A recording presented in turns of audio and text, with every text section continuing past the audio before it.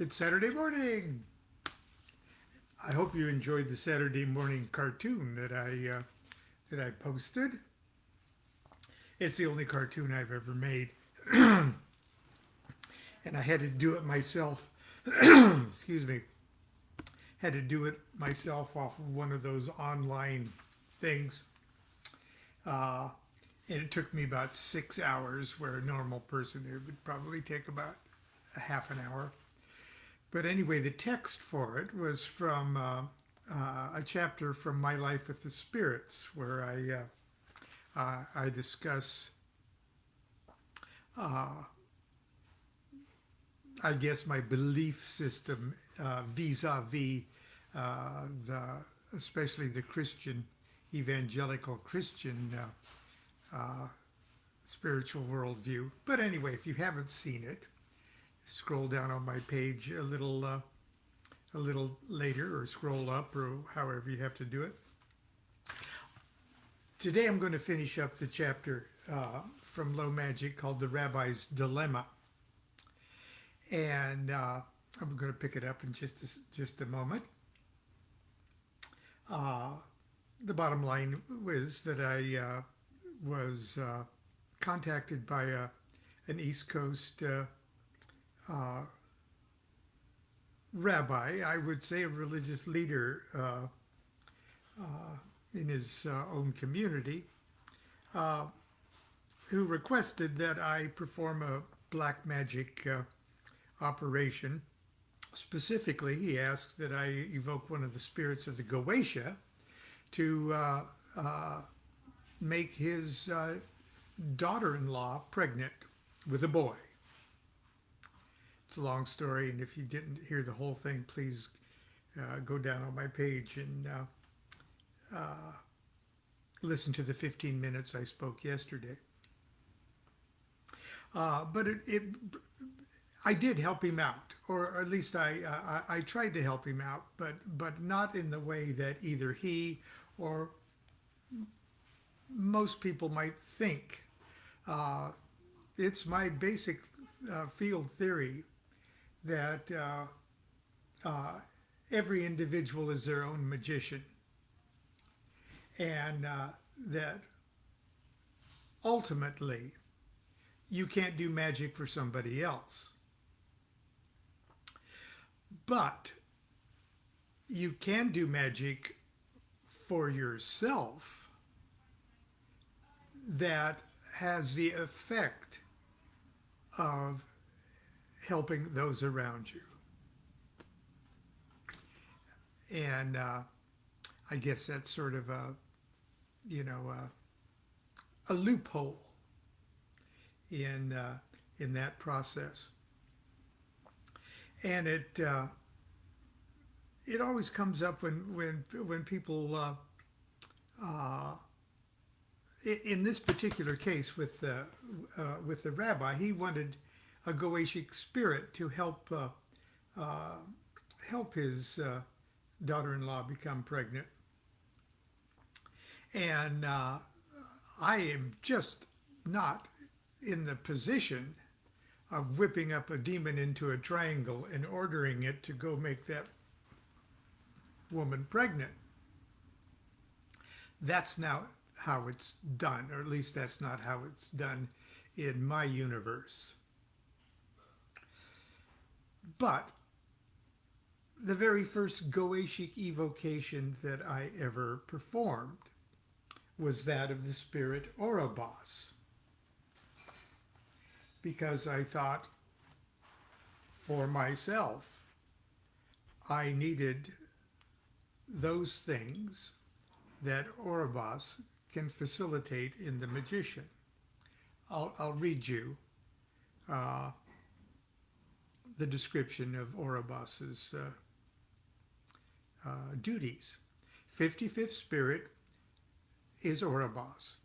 He's a great and mighty prince, appearing at first like a horse, but after the command of the exorcist, he putteth on the image of a man. His office is to discover all things past, present, and to come. also to give dignities and prelacies and the favors of friends and foes. He giveth true answers of divinity and of the creation of the world. He's very faithful unto the exorcist and will not suffer him to be tempted of any spirit. Okay, now, I did not, for the rabbi, I did not evoke Oribos to say, Oribos, go make that person pregnant. But what we can't escape is the fact that I evoked Oribos for myself those many years ago. And Oribos gives true answers to all questions past, present, and future, and gives true answers of divinity. Oribos is the perfect oracular, in my mind anyway.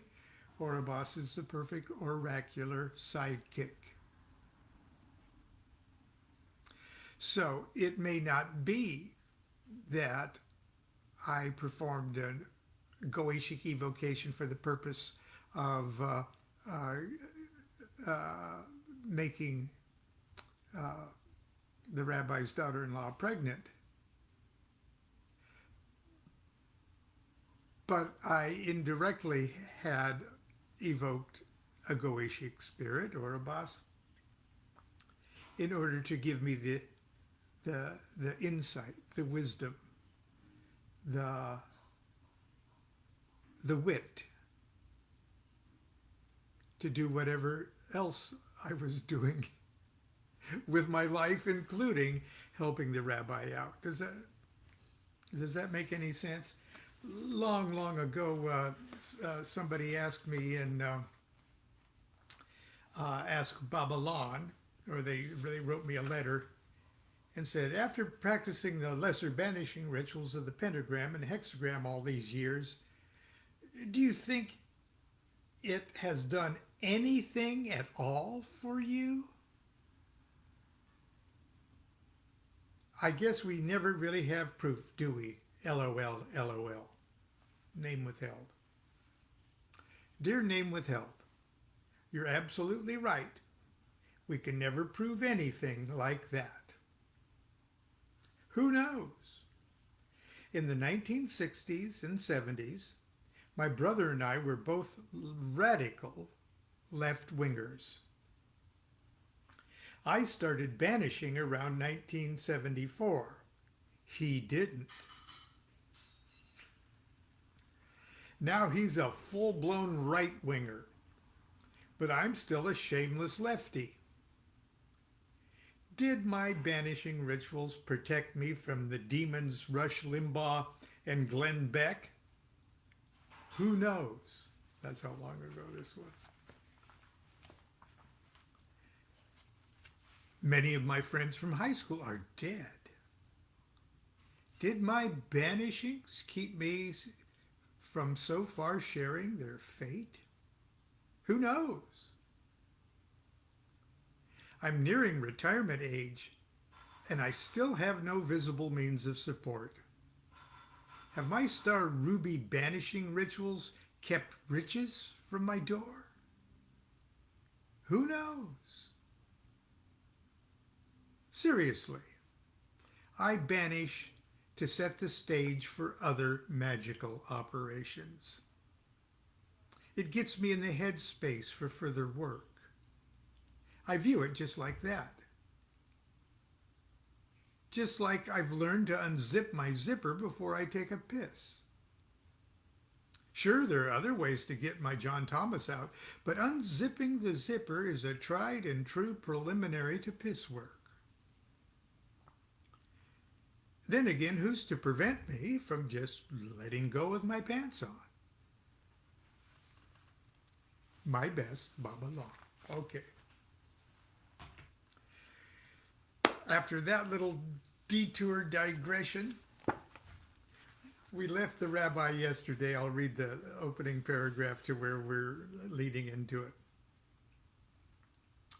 I wrote him back. I replied to the effect that even if I were willing to raise a fertility demon, and Sarah did become pregnant and give birth to a baby boy, there would be serious and unavoidable psychological consequences for both the child and his family. I asked him to realize how, like in a fairy tale, the blessing would soon turn into a curse, how the happiness that would first accompany the child's birth would soon overshadow the nagging fear that every illness, every accident, injury, or misfortune visited upon the child throughout its lifetime was somehow the evil result of the demonic black magic operation that engendered his nativity. The rabbi coldly responded, "I am willing to take such a curse upon myself." I had to admire the depth of this man's resolve. Such fearlessness and focus may characterize a fool, but they are also the mark of a natural magician. I was beginning to realize Israel, that was the rabbi's name, or the name I've given him in this story. I was beginning to realize that Israel had already set into motion the magical forces that would make Sarah pregnant, and that my participation had already become, in his mind, a factor in the equation. I resigned myself to try to help him in any way I could. I was sure, however, that raising a Goetic spirit was not going to be the way to do it. I wrote him back and told him so, adding that I was prepared to consult with other spirits to determine the facts of the matter and how best to proceed. He seemed satisfied with that and thanked me. I don't know how he would have felt had he learned that the other spirits to which I was referring to were those who oversaw the operation of humanity's oldest continually consulted oracle, the Chinese Book of Changes, the Yiching. And to digress back, the evocation of Oribos, at least in my mind, could have had the magical effect of allowing me the discernment to use oracles like the Yiching effectively.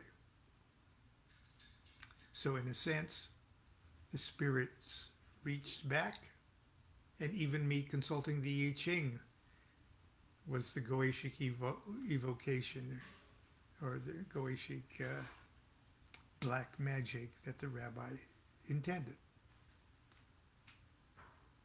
But I digress. For those of you not familiar with this marvelous oracle, I must apologize for being unable to offer a proper introduction. Instead, I must direct you to many fine translations of the text which can be found in bookstores worldwide.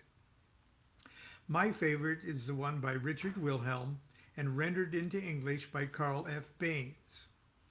It has an excellent foreword by Carl Jung and is a real treasure for lovers of Eastern mysticism in general and the Yiching in particular. I've been a Yiching dilettante since the late 60s. I'm not being overly modest when I stress my amateur status. For me to suggest otherwise would be a most outrageous presumption. It's said that the great Confucius waited until he was 90 years old to study the oracle, and wrote that if he had another 90 years to devote to its mysteries, it would not be enough time. I have discovered, however, that even a superficial familiarity with the images suggested by the ever-changing lines of its 64 hexagrams can provide profound insights into questions and issues ranging from the mundane to the sublimely spiritual. For the answer to the rabbi's dilemma, the Yiching was to be my only spirit. I would trust with this most personal and sensitive issue. Before dinner that evening, I showered and put on my most comfortable magical vestments, clean black sweatpants and a sweatshirt. I took my Wilhelm Baines translation from the top shelf of my bedroom closet and unwrapped it. Tradition suggests that when not in use, the oracle should be stored high above one's head and wrapped in white silk. I placed it on a small table near the south window of my bedroom temple. I lit a stick of incense and placed it in the holder and tray on the floor just north of the table. I knelt before the table and bowed 3 times, each time lightly touching my forehead to the floor. I would remain kneeling throughout the entire process, a gesture which at the time was for me not accomplished without some measure of pain. I hope the rabbi would appreciate this. I unwrapped a bundle of 50 dried yarrow stalks and, holding them in my right hand, rotated them clockwise 3 times in the incense smoke while I asked the question out loud. What is preventing David and Sarah from conceiving a child? I removed 1 stalk from the bundle and laid it horizontally in front of me as a reminder of the supreme consciousness. Then for the next 15 minutes, in obedience to a rather complex traditional procedure, I carefully manipulated the remaining 49 stalks to randomly generate the number groupings that would create a stack of 6 lines called hexagrams. Called a hexagram. Each of the 6 lines of the basic hexagram is either an unbroken, male, yang, or a broken, female, yin. There are thus 64 ways possible to combine the 6 lines that are either broken or unbroken. To the ancient Chinese sages who developed the system, these 64 different hexagrams presented to their minds archetypal images that in turn suggested ideas, situations, even moral commentaries on historical, social, political, and personal matters. These ideas are not static. Indeed, like everything in our objective reality, the hexagrams are in a constant state of change, hence the name the Book of Changes. Consequently, depending upon the nature of the answer, any one of the 6 lines of any given hexagram may be in the process of changing or moving into its opposite. In other words, each line of the hexagram can be one of 4 varieties. An unbroken line, male, yang. A broken line, female, yin. An old broken line, a male that is so old it'll soon change or move to female. Or an old broken line, a female so old it will soon change or move to a male. The text of the Yiching provides specific commentaries for each hexagram and for each of the moving lines of the hexagrams. For the reader who may feel hopelessly confused at this point, let me briefly summarize. While it's possible using the traditional yarrow stalk method to arrive at a hexagram containing no moving lines at all, in most cases the person asking the question receives an answer in 3 stages. Number 1, the primary hexagram with its commentary that usually paints a picture of conditions surrounding the present times, or the present situation. 2, the commentary or commentaries on the moving line, or lines, which usually points to the aspect of the situation that is currently changing or is about to change. And then the third part of the answer is a new hexagram and its commentary that's formed when the moving line or lines have changed or moved into their opposites. This part of the answer is usually the most suggestive of what the future might hold. I said might because there isn't a future. There's only a now, okay? The Yiching only gives like a flip cartoon. You know, when you have a pad of paper and you write little stickmen and the little stickmen move with each. We see the motion of the stickman, but we have to intuit what the next flip is going to be, because the next flip hasn't happened yet, because it's always a now. Okay. Oh, Lon's, I should have just shut up. I liken the process to viewing 3 consecutive drawings on one of those flip cartoons we used to make with a pad of paper when we were kids. The viewer can't understand the plot or the message of the cartoon by simply looking at each individual drawing. The plot is revealed by sensing the apparent progressive movement of the images when several pages are flipped before our eyes. See, DuQuette said it much better than DuQuette. As in all divinatory systems, the answer is ultimately revealed through the agency of one's own intuitive impressions. Almost without exception, the Yiching speaks to us in metaphoric language, like fortune cookies on steroids. That rings true only if we are attuned to hear the answer from out of its flowery prose. To my great relief, the Yiching answered my question, what is preventing David and Sarah from conceiving a child? It answered in a remarkably clear manner. It came in a classic 3-part answer, made up of 1, the primary hexagram number 9, which is called the taming power of the small, with a moving line 4 from the bottom. Oh, there's number 9, and see that arrow there with the pointing to the 4th line from the bottom? That's the moving line. They're almost all unbroken lines except that 4th line, and it's going to move, there we go, into hexagram number 1, the creative, the most male of them all. But DuQuette will get to that in a moment. With the moving line number 4 from the bottom, which transforms the primary hexagram into hexagram 1, which is called the creative.